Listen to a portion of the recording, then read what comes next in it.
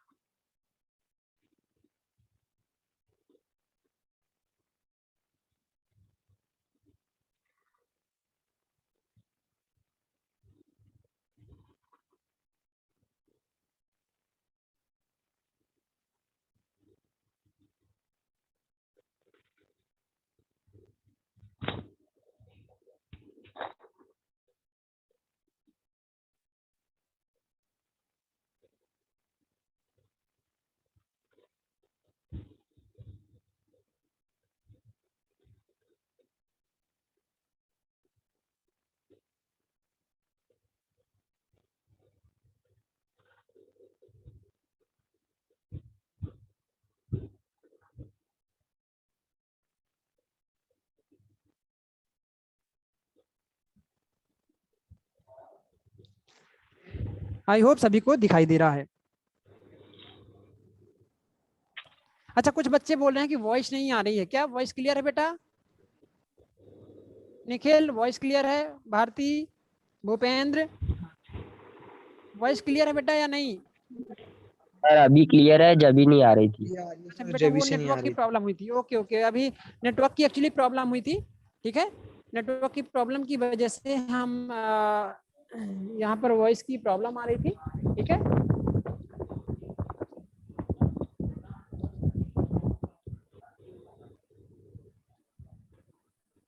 हाँ, तो देखो जो आपका इलेक्ट्रिकल सर्किट है, यहाँ पर आप देखेंगे explain electrical circuit terms and elements, ठीक है। तो ये आपका कॉग्निटिव डोमेन है। तो देखो दो प्रकार की आपको यहाँ पर स्टडी करना होता है। जो कोर्स आउटकम बेस्ड जो आपका सिलेबस है, उसमें दो टाइप की आप चीज़ों को स्टडी करना होता है। एक होता है कॉग्निटिव डोमेन और दूसरा होता है साइकोमोटर डोमेन, ठीक है। कॉग्निटिव डोमेन से तात्पर्य है, एक मिनट, हाँ,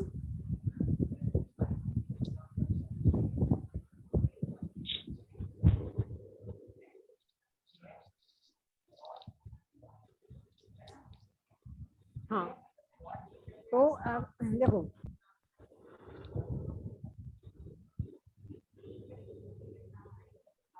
तो कॉग्निटिव डोमेन में देखेंगे जो आपको थ्योरी पोर्शन में स्टडी करना होता है, जो आपके मेन एग्जाम में आता है। और जो साइकोमोटर डोमेन में होता है वो आपके प्रैक्टिकल एग्जाम में वहाँ से क्वेश्चंस पूछे जाते हैं, ठीक है।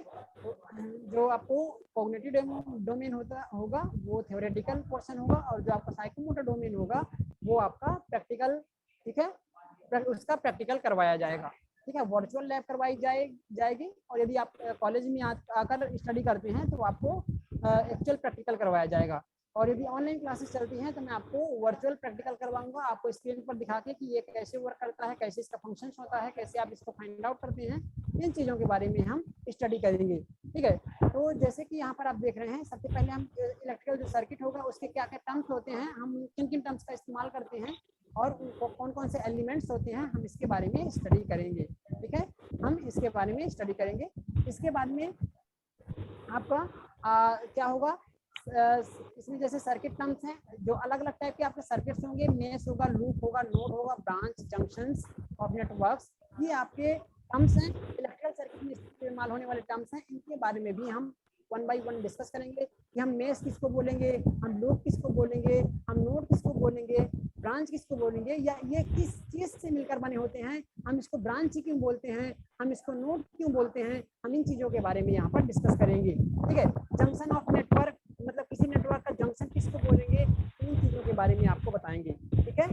आई होप इतनी चीजें आपको क्लियर होंगी, ठीक है। इसके बाद में आप यहाँ पर देखेंगे सेकेंड लिखा हुआ sources. Sources ideal and practical sources होते हैं बेटा, वो दो टाइप के आप सोर्सेस आप उनको क्लासिफाई कर सकते हैं।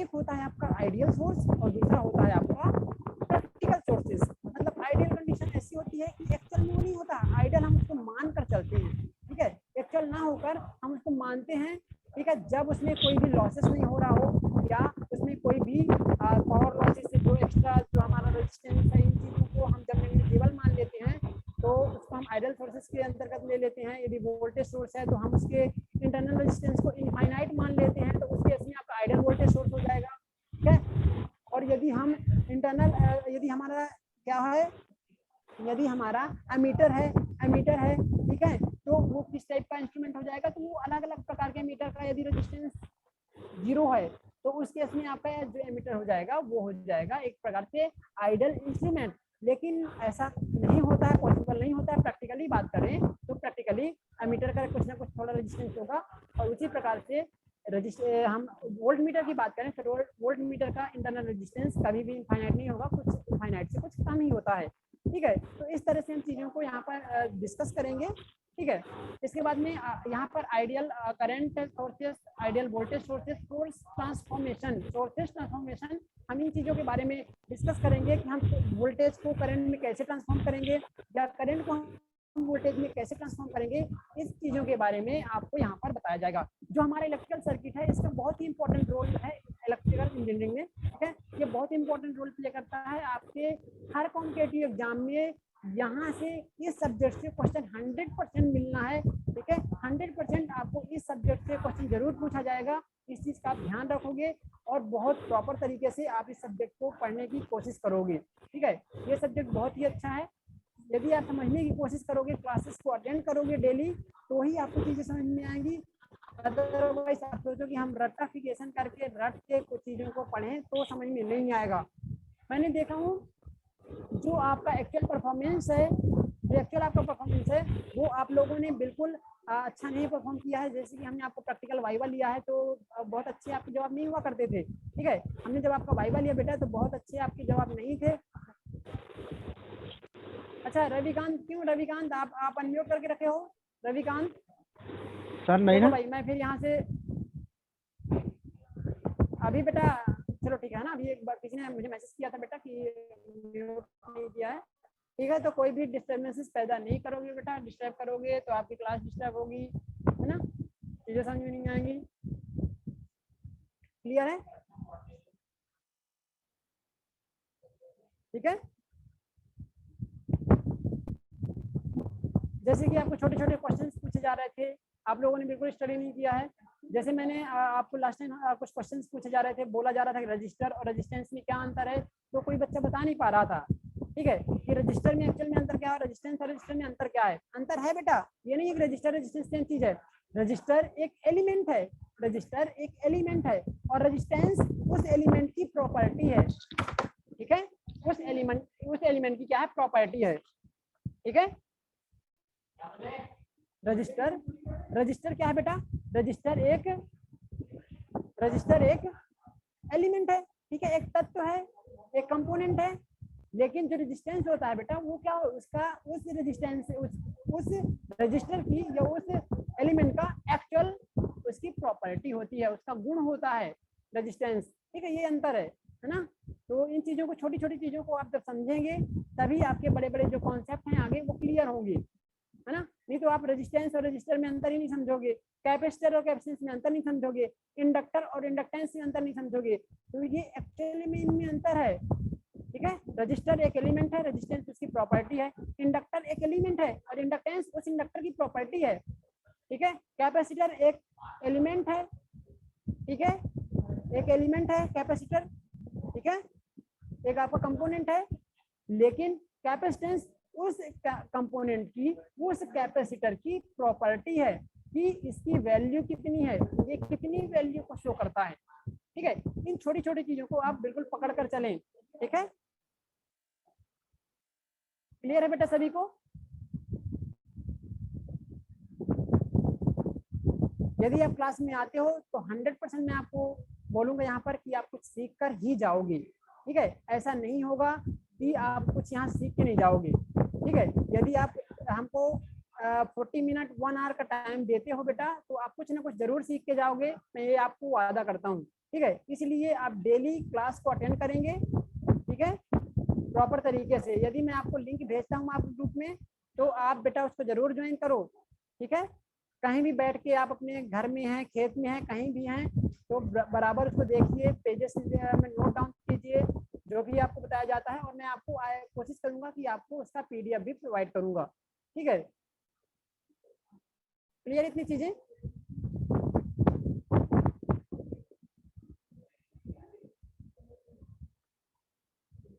ठीक है ना?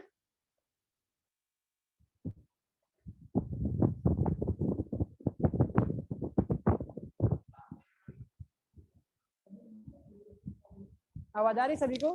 आवाज सभी को आ रही है ना क्लियर? Yes sir. ओके।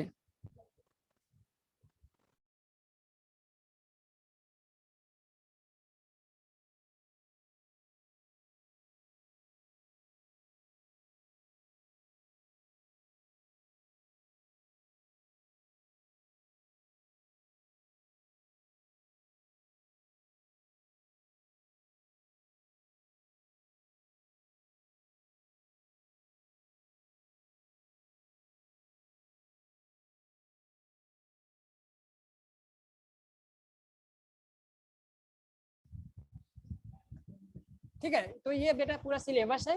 ठीक है, फिर इसके बाद एक्सटर्नल, जो देखो यहाँ पर आप सिलेबस से समझोगे, एक्सटर्नल जो यहाँ पर दिया रहता है, तो इसका मतलब ये रहता है कि यहाँ से एंड सेमेस्टर थ्योरी एग्जामिनेशन, जो आपका थ्योरी एग्जाम होता है, इस इतने चैप्टर से आपको 5 नंबर का आना है। ठीक है, फिर इसके बाद में external end semester theory exam, इस वाले पोर्शन से, ये जितना पोर्शन है इसमें से 10 नंबर का आपको आना है। ठीक है, आपके मेन एग्जाम में। इसके बाद में इसी प्रकार से एक्सटर्नल एग्जाम, जहाँ पर लिखा हुआ है मेथड ऑफ असेसमेंट एक्सटर्नल, तो ये मेन एग्जाम में यहाँ से क्वेश्चंस पूछे जाते हैं, ये 5 नंबर का यहाँ से पूछा जाएगा।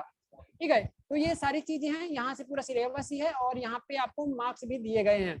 इंटरनल जहाँ से दिया हुआ है, internal mid semester test first, तो यहाँ से ये है कि बेटा जो हम आपको आपके क्लास में या ऑनलाइन या फिर ऑफलाइन यदि क्लासेस होती हैं, तो हम यहाँ पर आपको जो भी टेस्ट लेंगे तो ये आपके इंटरनल के अंतर्गत आएगा। ठीक है, यहाँ पर जैसे मिड सेमेस्टर टेस्ट होगा एक 10 नंबर का, और दूसरा भी मिड सेमेस्टर टेस्ट होगा 10 नंबर का, तो ये आपके मेन एग्जाम में जो आपके मार्कशीट है उसमें ये ऐड हो जाते हैं। तो इंटरनल जो होता है वो आपका जो भी संबंधित टीचर है उस सब्जेक्ट का वो लेगा टेस्ट, और जो एक्सटर्नल होता है वो आपका मेन एग्जाम यहाँ पर होता है। ठीक है, तो आई होप इतनी चीजें आपको समझ में आ गई हैं। ऐसा कोई बच्चा है जो यहाँ पर आपके सिलेबस में कोई चीज समझ में नहीं आ रही कि सर ये चीज क्या होता है, वो ये क्या होता है, हमको इसमें क्या करना होता है, तो आप मुझे पूछ लीजिए। ठीक है, इसके बाद में मैं थोड़ी देर में क्लास को एंड करूंगा, सभी लोगों को मैं अटेंडेंस लिंक प्रोवाइड कर दूंगा। इसके बाद में आपकी जो क्लासेस होंगी कल से, आप टाइम टेबल देख लेंगे, जब भी मेरी कल क्लास होगी मैं उतने समय आपकी क्लास लूंगा, जिसमें मैं फर्स्ट चैप्टर का जो भी मैंने यहाँ पर बताया हूँ, फर्स्ट चैप्टर में क्या है बेटा, ये फर्स्ट चैप्टर में आपका element circuit terms and elements, इन सारी चीजों के बारे में हम कल की क्लास में डिस्कस करने वाले हैं। ठीक है, तो सभी लोग पेन पेपर लेकर रेडी रहेंगे, और जो भी आपका क्लास टाइमिंग है, मैंने थोड़ी देर पहले आपको टाइम टेबल दिखाया था, और आपके क्लास जो आपका क्या है व्हाट्सएप ग्रुप है, वहां पर भी टाइम टेबल पड़ा हुआ है। ठीक है,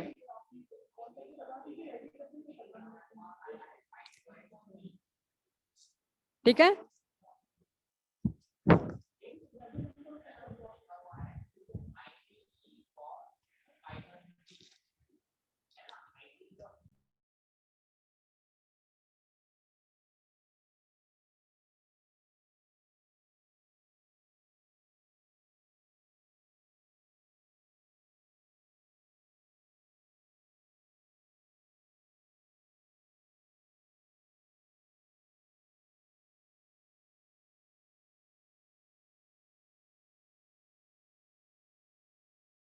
तो आपको अटेंडेंस लिंक में थोड़ी देर में जस्ट प्रोवाइड कर रहा हूँ यहीं पर। ठीक है, आप लिंक यहाँ पर देखेंगे, अटेंडेंस फॉर्म को सबमिट करेंगे बेटा। ठीक है,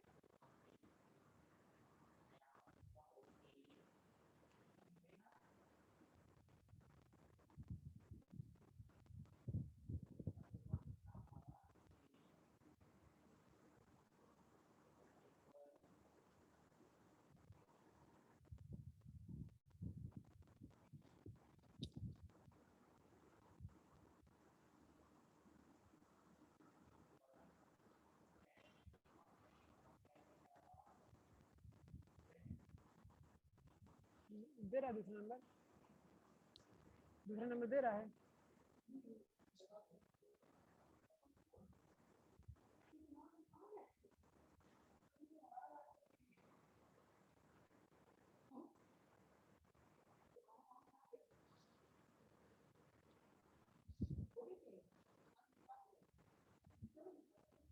मुझे लगता है बच्चा ले गया तो दिया नहीं।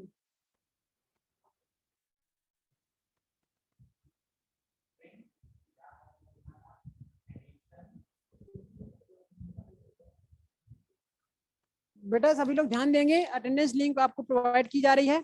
अटेंडेंस लिंक में एक बार ही सबमिट करोगे, है ना। यदि आपका जो रिस्पॉन्स है वो रिकॉर्डेड दिखा रहा है या सबमिटेड दिखा रहा है तो आपको दोबारा सबमिट करने की आवश्यकता नहीं है। जितने बार आप सबमिट करोगे उतने बार आपका सबमिट हो जाएगा, और जो एक से ज्यादा बार सबमिट करेगा मैं उसको एब्सेंट मान लूंगा। चलिए, आपको अटेंडेंस लिंक मिल गई है, आप लोग सभी सबमिट कीजिए।